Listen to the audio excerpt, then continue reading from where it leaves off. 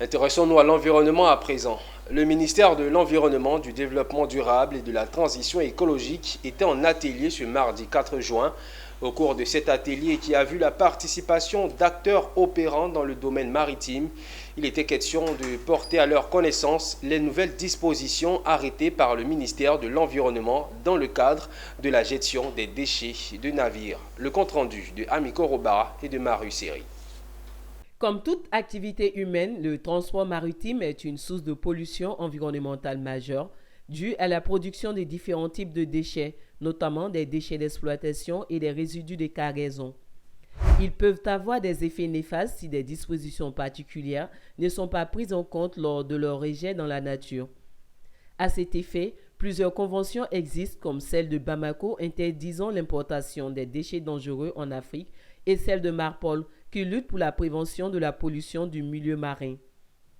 Pour la gestion des déchets maritimes, la Côte d'Ivoire s'aligne conformément aux dispositions prévues dans les annexes de Marpol en signant des arrêtés. Les contenus et les enjeux ont été expliqués aux acteurs au cours d'un atelier. Et donc, vu que la Côte d'Ivoire a ratifié la Convention de Marpol en 1987, il était tout à fait juste qu'on mette en application toutes les dispositions de cette convention-là. Les arrêtés ont été signés pour que ces déchets-là ne puissent pas répartir lorsque les navires accostent dans nos ports.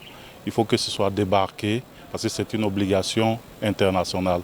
Mais pour que ce soit débarqué, il faudrait que le pays ait la capacité de pouvoir les traiter. Donc c'est cette capacité-là que nous avons désormais. Dorénavant, les entreprises opérant dans la gestion et le traitement des déchets maritimes doivent se conformer aux nouvelles dispositions avant l'octroi d'agréments. Les entreprises vont faire une demande.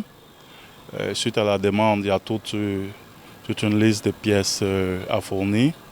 Et ensuite, il y a un comité national d'agrément. C'est un comité constitué de différents ministères, de différents experts qui va faire le déplacement pour aller évaluer les capacités de l'entreprise à pouvoir traiter ces déchets. Toutes ces mesures viennent renforcer le cadre juridique en matière de gestion des déchets provenant des navires et générer des ressources pour le ministère en charge de l'environnement, les parties prenantes et les entreprises ivoiriennes disposant des capacités techniques et du savoir-faire pour traiter les déchets concernés.